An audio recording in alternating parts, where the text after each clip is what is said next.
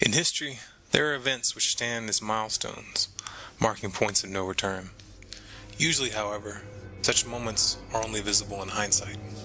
The Enabling Act passed by Hitler in 1933, followed by the Reichstag Fire Decree, were passed in Germany with little resistance and without public outcry. And even though those laws nullified the German Constitution and handed the power of life and death over all German citizens to one man, no one noticed that the line had been crossed. No one expected the chain of events which were destined to unfold. No one understood that Germany had already passed the point of no return.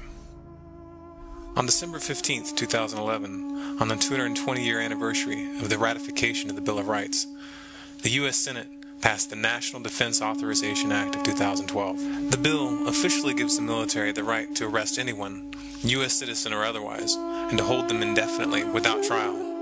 And since the government will not be required to produce one shred of evidence to support its claims, a mere accusation of belligerent activities is now all that is needed to declare you an enemy combatant and to make you disappear forever.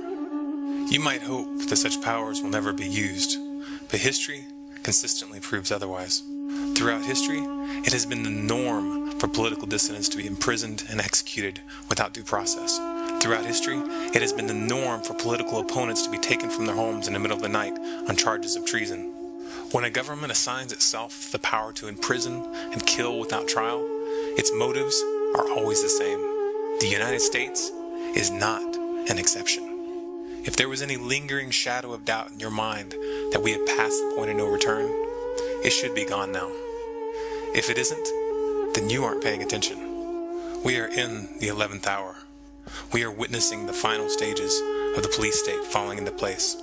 The stage is set, and we have very little time to influence the events that are headed our way. Right now, we must form a coalition across the left and the right. We must set aside our petty differences, no matter how important we think those differences are. We must unify against our common enemy. Our government has become a mere figurehead to the real powers that be.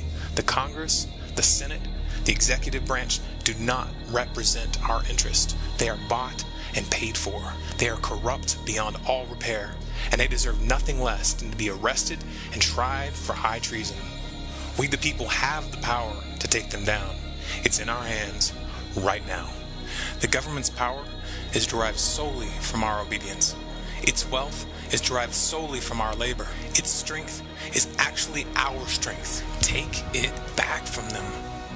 If in one unified strike we withdraw our money from the banks which have gorged on taxpayer dollars and cut off all payments to credit cards, loans, and taxes, if we refuse them our obedience and our labor and stand in defiance with clear intent, we will bring the machine to its knees.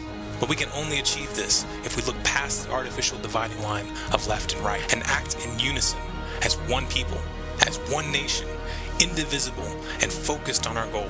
We must mobilize as if our lives and our children's lives depended on it, because they do. This is the 11th hour. And when they say, I want my lawyer, you tell them, shut up. Your time Don't is get a expired. lawyer. You're an enemy combatant.